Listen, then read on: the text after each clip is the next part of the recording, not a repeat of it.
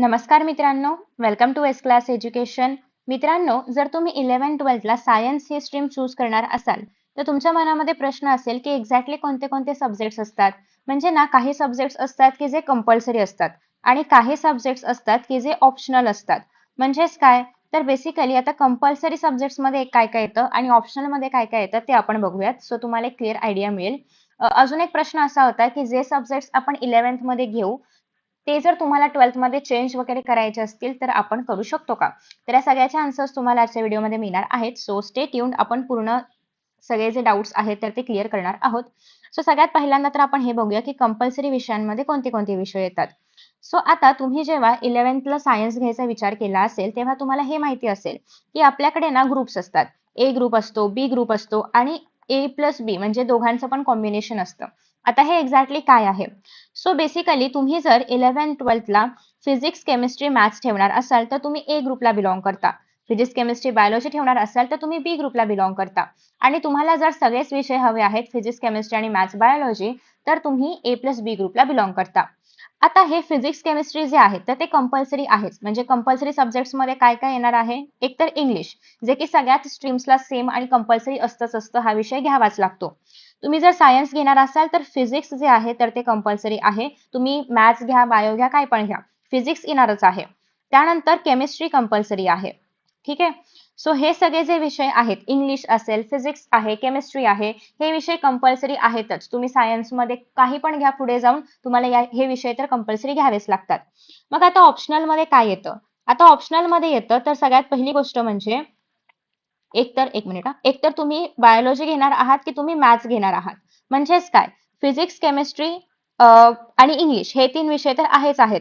पण या 3 सोबतच तुम्हाला अजून 3 विषय घ्यावे लागतात कारण महाराष्ट्र बोर्डसाठी एकूण 6 विषय आहेत, 6 विषय आहेत. मग आता याच्यामध्ये हे 3 विषय तर झाले. तुम्हाला मॅथ्स किंवा बायोलॉजी पैकी एक काहीतरी घ्यावाच लागतो किंवा दोन्ही तुम्ही घेऊ शकता. आता बघा या ठिकाणी तुम्ही एकतर मॅथ्स घेऊ शकता किंवा एकतर बायोलॉजी घेऊ शकता कंपल्सरीमध्ये. पीसीएम जर तुम्ही घेतलं तर तुमच्याकडे हे 3 विषय पीसीएम प्लस इंग्लिश असं मिळून एकूण 4 विषय होतात आणि तुम्हाला अजून 2 जे आहे तर ते ऑप्शनल निवडावे लागतात. सिमिलरली जर तुम्ही फिजिक्स, केमिस्ट्री, बायोलॉजी घेतलं तर अगेन इंग्लिश मिळून एकूण 4 विषय होतात आणि अगेन तुम्हाला 2 ऑप्शनल विषय जे आहेत तर ते निवडावे लागतात. हेच जर तुम्ही physics, chemistry, maths, biology plus English हे जर तुम्ही 5 विषय घेतले तर तुम्हाला फक्त एक एक्स्ट्राचा ऑप्शनल विषय जो आहे तर तो निवडावा लागतो. ठीक आहे. अगेन मी पुन्हा एकदा कॉम्बिनेशन रिपीट करते. जर तुम्ही फक्त फिजिक्स, केमिस्ट्री, मॅथ्स घेतलं तर अगेन इंग्लिश मिळून 4 विषय झाले आणि तुम्हाला 2 ऑप्शनल जे आहेत ते निवडावे लागतात. हेच जर तुम्ही फिजिक्स, केमिस्ट्री, बायोलॉजी घेतलं तर अलॉंग विथ इंग्लिश 4 झाले आणि तुम्हाला अजून 2 ऑप्शनल जे आहेत ते निवडावे लागतात. आता हे जे मी कधीपासून म्हणते की ऑप्शनल विषय निवडायचे आहेत तर याच्यामध्ये नक्की येतं काय? तर काही कॉलेजेस, सगळ्या नाहीत, काही कॉलेजेसमध्ये असं असतं की लँग्वेजेस आमच्याकडे कंपल्सरी आहेत.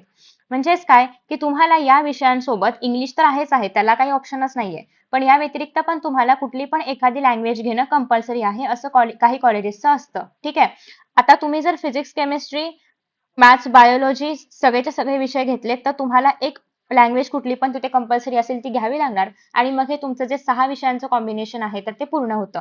सीबीएसईला हे 5 विषय असतात पण स्टेट बोर्डला 6 विषय कंपल्सरी असतात. म्हणजे कुठले घ्यायचे ते तुमच्यावरती आहे, पण 6 तर तुम्हाला घ्यावेच लागतात. आता मग लँग्वेजेसमध्ये काय काय येतं? तर लँग्वेजेसमध्ये मराठी आहे, लँग्वेजेसमध्ये हिंदी आहे, फ्रेंच असतं, संस्कृत असतं, स्पॅनिश असतं. तर हे सगळे ऑप्शन्स लँग्वेजेसमध्ये अवेलेबल आहेत.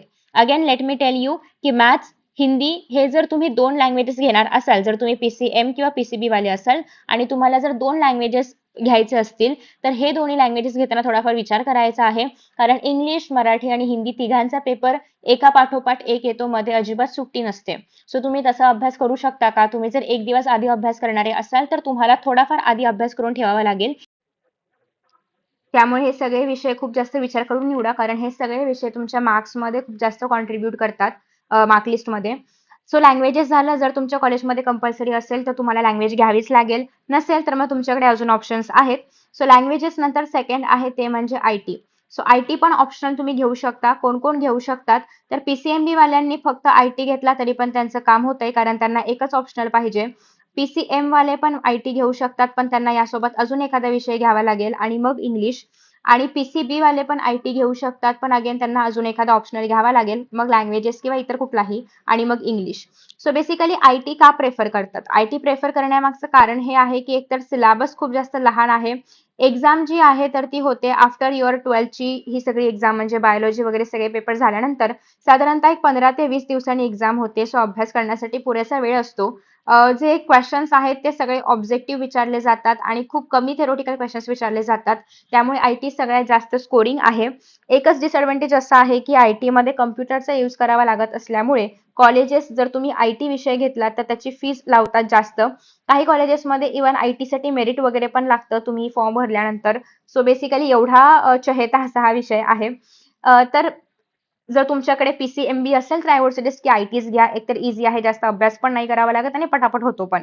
इव्हन तुम्ही PCM, PCB कुठले पण असाल, IT विषय नक्की ठेवा, कारण ऑफकोर्स त्याची फी जास्त आहे, आय नो. बट अगेन तुम्हाला जेव्हा पूर्ण पेपर सगळे होतील त्याच्यानंतर हा पेपर द्यायचा आहे. सो खूप वेळ आहे मध्ये, आणि पेपर कम्प्युटर बेस्ड टेस्ट असल्यामुळे लिहून वगैरे पण करायची गरज नसते. खूप इझिली सगळे पेपर जातात ITचे. आणि इव्हन याच्यामध्ये तुम्हाला मार्क्स पण चांगले मिळतात. मला पण 99 मार्क्स होते 100 आउट ऑफ. सो आरामात तुम्हाला याच्यामध्ये मार्क्स मिळतात. त्यानंतर नेक्स्ट ऑप्शन आहे तो म्हणजे CS कम्प्युटर सायन्स. हा फक्त आणि फक्त PCMच्याच मुलांसाठी ऑप्शन अवेलेबल आहे. याचं कारण असं आहे की कम्प्युटर सायन्समध्ये हार्डवेअर आणि सॉफ्टवेअर दोन तुम्हाला विचारले जातात, म्हणजे दोन पेपर होतात याचे, पेपर 1 पेपर 2 200 मार्कांचे. त्यामुळे तुम्ही PCM प्लस इंग्लिश सोबत हा एकच विषय घेतला तरी पण सफिशियंट आहे. तुम्हाला एक्स्ट्रा कुठलाही ऑप्शनल घ्यावा लागत नाही, कारण एकटाच विषय हा दोन विषयांच्या बरोबरीचा आहे, 200 मार्कांचा आहे हार्डवेअर आणि सॉफ्टवेअर मिळून. त्याच्यामुळे तुम्हाला याच्या व्यतिरिक्त कुठलाही विषय घ्यावा लागत नाही. हा विषय सफिशियंट आहे. अगेन पूर्ण एक्झाम म्हणजे बायोलॉजी वगैरे झाल्यानंतर ह्याचे पेपर्स होतात. सो टाइम आहे तुमच्याकडे. सगळा अभ्यास एक्झामच्या वेळेस करायची गरज नाहीये. नंतर पण तुम्ही अभ्यास करू शकता. सो तुमच्याकडे वेळ आहे CS घेतल्यानंतर. आणि PCMचीच मुलं घेतात. बायोलॉजीवाल्या मुलांना तसं पण कम्प्युटर सायन्सचं एवढं इम्पॉर्टन्स नाहीये. PCMB तर घेऊच शकत नाही, कारण त्यांना एकच ऑप्शनल घेणं अलाउड आहे. बट या ठिकाणी हा ऑप्शनल दोघांच्या बरोबरीचा आहे. सो PCM वाली मुलं दुसरं कुठला तरी ऑप्शनल 2-2 घेण्यापेक्षा एकच CS घेतात. पण अगेन याची फी जास्त आहे, बिकॉज तुम्ही कम्प्युटर्स वगैरे यूज करणार आहात. सो फी याची जास्त असते. पण स्कोरिंग आहे. त्यानंतर नेक्स्ट आहे तो म्हणजे जिओग्राफी. सो ज्यांचा मॅथ्स आहे, म्हणजे ज्यांना मॅथ्स नको आहे स्पेसिफिकली, तर मॅथ्सला ऑप्शन म्हणून जॉग्राफी असतं. सो जे PCMB वाली मुलं आहेत किंवा PCB वाली मुलं आहेत तर ते मोस्टली जॉग्राफी घेतात. अगेन जॉग्राफी खूप इझी आहे, खूप लहानसं पुस्तक आहे, आरामात आणि पटापट हा विषय होत असल्यामुळे सगळे लोक प्रेफर करतात. पण मोस्टली ठिकाणी हे मॅथ्सलाच ऑप्शनल आहे. सो तुमच्याकडे जर PCM वगैरे असेल तर तुम्ही मोस्टली जॉग्राफी नाही घेऊ शकत, कारण त्या कॉलेजचे काही कन्स्ट्रेंट्स असतात. बट अगेन तुम्हाला जर नकोच असेल मॅथ्स तर मग geography is the best option. जॉग्राफीमध्ये तुम्हाला जास्त काही नाही करायचंय, पॉईंट वाईज आन्सर लिहिलेत वगैरे, किंवा इव्हन तुम्ही काही दिवस आधी जरी अभ्यासाला सुरुवात केली 2-3 दिवस आधी एक्झामच्या, तरी पण सफिशियंट आहे. खूप मोठा वास्ट असा सिलेबस नाहीये, खूप इझी आणि लहानसा सिलेबस असल्यामुळे पटापट होतो, आणि इव्हन मार्क्स पण चांगले मिळतात लँग्वेजेस पेक्षा. नेक्स्ट विषय आहे तो म्हणजे इकॉनॉमिक्स. आता इकॉनॉमिक्स मध्ये काय काय असणार आहे, तर एकतर जे लोक PCB वाले आहेत ते मोस्टली IT सोबत इको कंबाईन करतात, कारण दोघं पण इझी विषय आहेत त्यामुळे. PCM वाले जे आहेत तर ते सुद्धा काय करतात, JEE सोबत कंबाईन करून टाकतात इकोला. PCMB वाले जे आहेत त्यांनी फक्त एक इको घेतला तरी पण त्यांचं काम होतंय, कारण त्यांना एकच कुठला तरी ऑप्शनल निवडायचा असतो. त्याच्यानंतर नेक्स्ट आहे की इकॉनॉमिक्समध्ये मोस्ट ऑफ द वेळेस जे हे आहे आपलं सेल आणि बाय आहे त्याच्याबद्दल इन्फॉर्मेशन असते. सो तुम्ही जर त्याच्यामध्ये इंटरेस्टेड असाल तर हा विषय जो आहे तुम्ही घेऊ शकता. अगेन स्कोरिंग आहे. थोडंफार न्यूमेरिकल्स तुम्हाला बघायला मिळतील, पण ते पण खूप इझी प्लस मायनस टाईप वालेच न्यूमेरिकल आहेत, जे की आरामात तुम्ही करू शकता. ठीक आहे. सो हे झालं इकॉनॉमिक्स बद्दल. जॉग्राफी झालं, इकॉनॉमिक्स झालं, कम्प्युटर सायन्स झालं, IT झालं. त्यानंतर नेक्स्ट विषय येतो तो म्हणजे PE म्हणजे फिजिकल एज्युकेशन. हा अगेन कंपल्सरी आहे, बट याचे मार्क्स नाही पकडले जात, याचे ग्रेड पकडले जातात. ठीक आहे. सो म्हणजे की तुम्हाला काहीतरी सबमिशन्स करायचे असतात आणि मग ॲज पर दोज सबमिशन्स हे जे PE आहे तुमचं तर त्याला मार्क्स मिळतात, इंटरनल मार्क्स. मग असं काही असेल की कुठल्या तरी खेळाची माहिती लिहून आणा किंवा कुठलं तरी काहीतरी लिहून आणा वगैरे. सो असं काहीतरी तुम्हाला याच्यामध्ये दिलं जाऊ शकतं, जे की तुम्ही करणार आहात PE साठी, इंटरनल मार्क्ससाठी. ठीक आहे. सो हे तर म्हणजे PE सगळ्यांना असतं, याच्यामध्ये काही इश्यू नाहीये. सो लँग्वेजेस बघितले आपण, CS बघितलं आपण, IT बघितलं. त्यानंतर येस PCB साठी इको घेतलं जाऊ शकतं वगैरे हे बघितलं.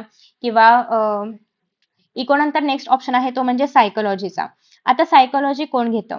तर मोस्टली जे बायोलॉजी वगैरे करतायत किंवा ज्यांचं पीसीबी आहे तर ते सायकोलॉजी घेतात, कारण हे ह्युमन ब्रेनशी कनेक्टेड आहे किंवा लिंक्ड आहे. दुसरी गोष्ट अशी, पीसीएम वाले मुलं ह्याला अवॉइड करतात. द रिझन इज की याच्यामध्ये खूप जास्त लिहावं लागतं, खूप जास्त रट्टा मारावा लागतो आणि त्यामुळे physics is best for the PCB student, sorry psychology, physics नाही, psychology is best for the PCB students, कारण त्यांना ऑलरेडी थोडंफार सायकोलॉजी मधली इन्फो असतेच. सो त्यामुळे तुम्ही तो विषय घेऊ शकता, पण एवढंच की खूप जास्त थेरोटिकल आणि लॉंग आन्सर्स लिहावे लागतात, तर ते पण तुम्हाला त्याची प्रॅक्टिस करावी लागेल. ठीक आहे. तर अशा पद्धतीने आपण बरेचसे विषय जे आहेत तर ते इन जनरल विषय कव्हर केलेले आहेत. या व्यतिरिक्त पण खूप सारे ऑप्शन असतात, लाईक जिओलॉजी वगैरे असेल, असे बरेचसे ऑप्शन्स अवेलेबल आहेत, तुम्ही ते पण एक्सप्लोर करू शकता. बट अगेन हेच बघायचं आहे की असा कोणता विषय आहे की ज्याचं काय म्हणूयात आपण, असे कोणता विषय आहे की जो इझी असला पाहिजे, जे तुम्ही प्रॅक्टिकल वगैरे करणार असाल तर ते तुम्हाला कळलं पाहिजे. ठीक आहे. किंवा असा कुठला तरी विषय तुम्हाला चूज करायचा आहे व्यवस्थित चूज करताना. सो येस, नक्की चूज करा आणि मला खाली कमेंट बॉक्समध्ये नक्की सांगा की तुम्ही कोणता विषय निवडणार आहात आणि तुम्हाला पुढचे लेक्चर्स कशावरती पाहिजेत. ठीक आहे. So thank you so much for joining and see you in the next session. Bye.